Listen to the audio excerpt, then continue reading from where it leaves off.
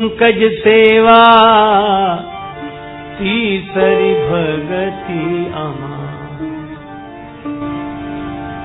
दादू साहब बड़े उच्च कोटि के संत हुए हैं। किसी देश का राजा उनकी दीक्षा लेने गया, गुरु बनाने के लिए गया। कुटिया दूर थी, रास्ते में मिल गए दादू साहब, पर उनके रहने का ढंग ऐसा था कि राजा साहब ने नाम तो बहुत सुना था पर देखा कभी नहीं था। तो उससे पूछा कि क्यों भाई? दादू साहब से ही पूछने लगी। ये बड़े उच्च कोटि के महात्मा रहते हैं दादू साहब, उनकी कुटिया इधर ही है। दादू साहब बोले काहे का साधु, बेकार है, रहता होगा यहीं कहीं, मैं क्या जानूं। राजा को बड़ा गुस्सा लगा कि हमारे गुरुजी का और इस तरह अपमान कर दिया हमको। तो राजा घोड़े पर बैठा था, अभिमानी प्रवृत्ति का था, तो 2 चाबुक लगाए पीठ पर। दादू साहब पिटते हुए हंसते हुए चले गए। राजा बड़बड़ाता रहा कि बड़ा मूर्ख आदमी है। आगे गई तो कुटिया मिल गई, छोटी सी कुटिया, जंगल में मंगल। एक आदमी से पूछा कि दादू साहब, बोले गुरुजी अभी इधर ही गए, आने वाले। थोड़ी देर में वो लौटे। शिष्यों ने कहा कि ये आ गए गुरुजी आए। राजा की तो जो दशा हुई, चरणों में गिर गया। बोले महाराज मैं पहचान नहीं सका, मैंने आप पर चाबुक चला दिया और पीट दिया आपको, मेरा अपराध कैसे क्षमा हो।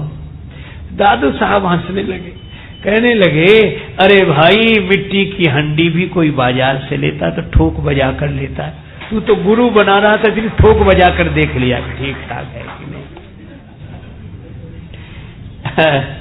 ये निंदा स्तुति उभय सब। राजा चरणों में गिर गया। तो गुरुदेव तो हैं दादू साहब, और उन्हें गुरु होने का अभिमान नहीं है। और ऐसे महात्मा के शरण में रहने वाले का भी अभिमान सहज विदा हो जाता है, कोई अभिमान नहीं। और अभिमान से एक और मैं निवेदन करूं, जिसको देहाभिमान नहीं है, औरों की बात तो जाने दो, देह से जो तादात्म्य है वह टूट गया है, देहाध्यास मिट गया है। अच्छा एक बात है, श्री रामकृष्ण देव बड़ा सुंदर उदाहरण देते थे, बहुत बढ़िया, कि नारियल 2 तरह के होते हैं। एक कच्चा नारियल, उसमें पानी भरा होता है। अच्छा अभी एक बात सोचना, पानी भरे हुए नारियल को तोड़कर देखना तो जो उसमें अंदर रहने वाला है वो बाहर वाले से ऐसा चिपका रहता है तो अलग पर चिपका हुआ है। नारियल तोड़ते हैं तो उसको खरोंच कर अलग करना पड़ता है। अच्छा एक बात बताओ, अलग है कि नहीं? है तो अलग, लेकिन अलग होते हुए भी अलग नहीं है, चिपका हुआ है। और पक्का नारियल कौन?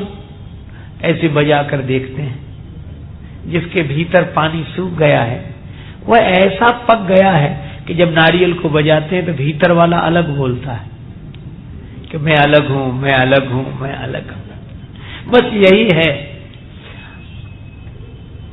हम भी जो भीतर हैं तो इस ऊपर वाले से अलग हैं, लेकिन ममता का पानी, मोह का पानी, अज्ञान का पानी, देहाध्यास का पानी ऐसा भरा है कि अलग तो हैं पर चिपके हुए हैं ऊपर वाले से, इसलिए अलग होते हुए भी अलग अनुभव नहीं कर पाते हैं। और महात्मा कौन, गुरुदेव कौन? बोले जो पके हुए नारियल हैं, उनको कभी भी बजा कर देखो, भीतर वाला अलग बोलता है, मैं अलग हूं। और तभी तो भगवान शंकराचार्य कहते हैं मनोबुद्ध्यांकार चित्तानि नाहम, और इसी मंत्र में कहते चिदानंद रूपा शिवोहम शिवोहम, अहम ब्रह्मास्मि, मैं यह नहीं हूं, मैं यह नहीं हूं। एक संत ने कहा देह को मैं मानना सबसे बड़ा यह पाप है, देह को मैं मानना सबसे बड़ा यह पाप है, सब पाप इसके पुत्र हैं, यह पाप का भी बाप है। और यही देहाभिमान, मैं शरीर हूं।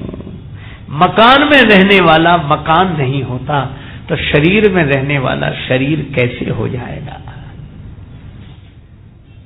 पर पक जाए तो भीतर वाला अलग बोलने लगता है।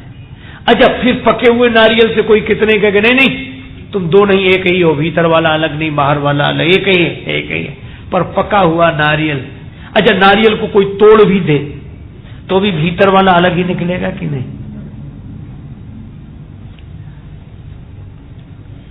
और अलमस्त फकीर मंसूर को यह अनुभूति हुई थी, वह अनल हक बोलता था। फांसी भी दे दी गई तो भी अनल हक। इस नारियल को तोड़कर भी देखो तो भीतर वाला अलग है। यह देहाभिमान जिनका टूट गया, जो देहाभिमान से मुक्त हो गए, ऐसे महापुरुष गुरुदेव हैं। उनकी शरण में रहने वाले का भी देहाभिमान मिट जाता है। पर पहले अभिमान छोड़कर सेवा करनी होती है तो देहाभिमान सहज मिट जाता है। इसलिए गुरुपद पंकज सेवा तीसरी भगति अमान। अच्छा, फिर एक बात और, अभिमान मिटाने का और कोई उपाय नहीं। अगर गुरुदेव की शरण में न जाएं तो अभिमान मिटाने का कोई उपाय नहीं।